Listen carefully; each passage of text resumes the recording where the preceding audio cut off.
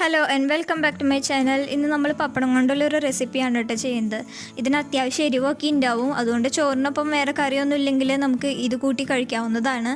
വേറെ 3 ചേരുവ കൊണ്ട് 3 മിനിറ്റിനുള്ളിൽ തന്നെ തയ്യാറാക്കാവുന്ന ഒരു ക്വിക്ക് റെസിപ്പിയാണ് കേട്ടോ ഇത്. അപ്പോൾ നമുക്കിത് എങ്ങനെയാണ് ഉണ്ടാക്കണേന്ന് നോക്കാം. അപ്പോൾ ഞാൻ പപ്പടം വറുക്കാനായിട്ട് 3 വറ്റൽമുളക് എടുത്തിട്ടുണ്ട്. ഞാനിപ്പോൾ 3 എണ്ണേ ചേർക്കുന്നുള്ളൂ. നിങ്ങൾക്ക് കൂടുതൽ എരിവ് വേണമെന്നുണ്ടെങ്കിൽ കൂടുതൽ വറ്റൽമുളക് ചേർക്കാം കേട്ടോ. പിന്നെ ഞാൻ കുറച്ച് ചെറിയ ഉള്ളി എടുത്തിട്ടുണ്ട്. ഇതൊരു 5-6 എണ്ണം എടുത്തിട്ടുണ്ട്. പിന്നെ ഒരു 4 പപ്പടം വേണം. ആദ്യം തന്നെ ഈ വറ്റൽമുളകിൻ്റെ ഈ ഞെട്ടൊന്ന് കളഞ്ഞിട്ട് നമുക്കിത് നന്നായിട്ടൊന്ന് ചതച്ചെടുക്കണം കേട്ടോ. അപ്പോൾ ഞാനിവിടെ 3 വറ്റൽമുളകേ എടുത്തിട്ടുള്ളൂ. അപ്പോൾ ഇതിൻ്റെ ഈ ഞെട്ടൊക്കെ കളഞ്ഞിട്ട് ഇതൊന്ന് കട്ട് ചെയ്തിട്ട് ഇട്ട് കൊടുക്കാം. അപ്പം അതാകുമ്പോൾ നമുക്ക് നന്നായിട്ട് പെട്ടെന്ന് ചതച്ചെടുക്കാൻ പറ്റും.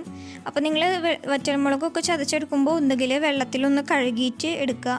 അതല്ലാന്നുണ്ടെങ്കിൽ ചതയ്ക്കുന്നതിൻ്റെ കൂട്ടത്തിൽ കുറച്ച് വെള്ളം ഒഴിച്ച് കൊടുത്താൽ മതി. അല്ലാന്നുണ്ടെങ്കിൽ ഇത് നമുക്ക് ശരിക്കും ചതച്ച് കിട്ടില്ല കേട്ടോ. അപ്പോൾ ഞാനിത് ചതച്ചെടുക്കാനായിട്ട് ഇതിലേക്ക് കുറച്ച് വെള്ളം ഒഴിച്ച് കൊടുക്കുന്നുണ്ട്. 1 ടീസ്പൂൺ മുഴുവനായിട്ട് ചേർത്തിട്ടില്ല, കുറച്ചേ ഒഴിച്ചിട്ടുള്ളൂ. എന്നിട്ട് നമുക്കിത് നന്നായിട്ടൊന്ന് ചതച്ചെടുക്കാം.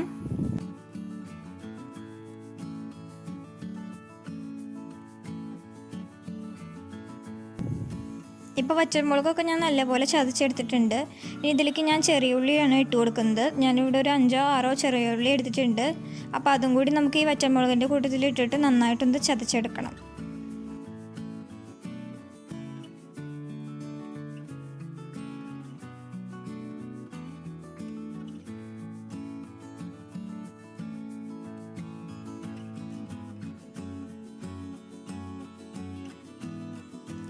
ഇപ്പം ഞാൻ വറ്റൽമുളകും ചുവന്നുള്ളിയും കൂടിയിട്ട് നല്ലപോലെ ഒന്ന് ചതച്ചെടുത്തിട്ടുണ്ട്. ഇനി ഇതിലേക്ക് ആവശ്യമായിട്ടുള്ള ഉപ്പും കൂടി ഇട്ടിട്ട് ഇത് നന്നായിട്ടൊന്ന് മിക്സ് ചെയ്തെടുക്കാം. ഞാൻ സ്പൂൺ വെച്ചിട്ട് തന്നെയാണ് മിക്സ് ചെയ്യുന്നത്. കൈ കൊണ്ട് മിക്സ് ചെയ്യുകയാണെന്നുണ്ടെങ്കിൽ കൈ നീറും. ഇനി ഞാനിവിടെ ഒരു പപ്പടം എടുത്തിട്ടുണ്ട്. ഞാൻ ഇവിടെ സാധാ പപ്പടമാണ് എടുത്തിട്ടുള്ളത്. അപ്പോൾ നിങ്ങൾക്ക് വേണമെന്നുണ്ടെങ്കിൽ മസാല പപ്പടമോ അല്ലെങ്കിൽ ഏതെങ്കിലും ഫ്ലേവറുള്ള പപ്പടം എടുക്കണമെങ്കിൽ എടുക്കാം കേട്ടോ. എന്നിട്ട് ഞാൻ ഇതിലേക്ക് ഈ ഫില്ലിങ് വെച്ച് കൊടുക്കുകയാണ്. ഇത് നമ്മൾ ഈ ചതച്ച് വെച്ചിട്ടുള്ള ഈ ഫില്ലിങ് വെച്ചിട്ട് ഒരുപാട് നേരം ഇത് പുറത്ത് വെക്കരുത്. അപ്പോൾ ഇതിലുള്ള ഈ വെള്ളം പപ്പടത്തിലേക്ക് ഇറങ്ങിയിട്ട് പിന്നെ പപ്പടം നമ്മൾ ഫ്രൈ ചെയ്യുമ്പോൾ അത് കറക്റ്റായിട്ട് ഫ്രൈ ആയിട്ട് വരില്ല. അപ്പോൾ നമ്മൾ എത്രയും പെട്ടെന്ന് തന്നെ ഫില്ലിങ് വെച്ചിട്ട് മടക്കി വേഗത്തിൽ തന്നെ വെളിച്ചെണ്ണയിലിട്ടിട്ട് വറുത്തെടുക്കണം.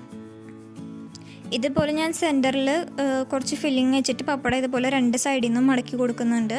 അതുപോലെ തന്നെ ഈ സൈഡിലുള്ള 2 ഭാഗവും കൂടി ഉള്ളിലേക്ക് മടക്കി വയ്ക്കുന്നുണ്ട്. നമ്മൾ ഈ ചുവന്നുള്ളി ചതച്ചത് ഇതിൽ വെച്ച് കഴിഞ്ഞാൽ പൊതിഞ്ഞ ഉടനെ തന്നെ വറുത്തെടുക്കുന്നതായിരിക്കും നല്ലത് കേട്ടോ. ഇതിപ്പോൾ റെഡി ആയിട്ടുണ്ട്. ഇനി നമുക്ക് ചൂടായിട്ടുള്ള എണ്ണയിൽ ഇട്ടിട്ട് ഇതൊന്ന് ഫ്രൈ ചെയ്തെടുക്കാം. എണ്ണ നല്ലപോലെ ചൂടായതിന് ശേഷം ഇത് ഇട്ട് കൊടുക്കാൻ പാടുള്ളൂ. ഇതിടയ്ക്ക് അങ്ങോട്ടും ഇങ്ങോട്ടുമൊക്കെ ഒന്ന് തിരിച്ചിട്ട് കൊടുത്തിട്ട് നന്നായി ഫ്രൈ ചെയ്തെടുക്കണം. ഇത് ഫ്രൈ ചെയ്ത് കഴിഞ്ഞ് ഉടനെ തന്നെ കഴിക്കണം കേട്ടോ. ഇത് ഫ്രൈ ചെയ്ത് നമ്മൾ പുറത്ത് വെച്ച് കഴിഞ്ഞാൽ ഒരു 2-3 മിനിറ്റിനുള്ളിൽ തന്നെ പപ്പടം തണുത്ത് പോകും. കാരണം ഉള്ളിലിരിക്കുന്നത് ഫില്ലിങ്ങിൽ വെള്ളത്തിൻ്റെ അംശമുള്ളതുകൊണ്ട് പപ്പടം തണുത്ത് പോകും. അത് കാരണം കൊണ്ട് പപ്പടം വറുത്ത് ഉടനെ തന്നെ കഴിക്കണം. ഇപ്പോൾ പപ്പടം റെഡി ആയിട്ടുണ്ട്. ഇതുപോലെ നമുക്ക് ബാക്കിയുള്ളതും കൂടി റെഡിയാക്കി എടുക്കാം. ഇപ്പോൾ പപ്പടം എല്ലാം ഞാൻ വറുത്തെടുത്തിട്ടുണ്ട്. ഇത് പുറമേ നല്ല ക്രിസ്പിയാണ്.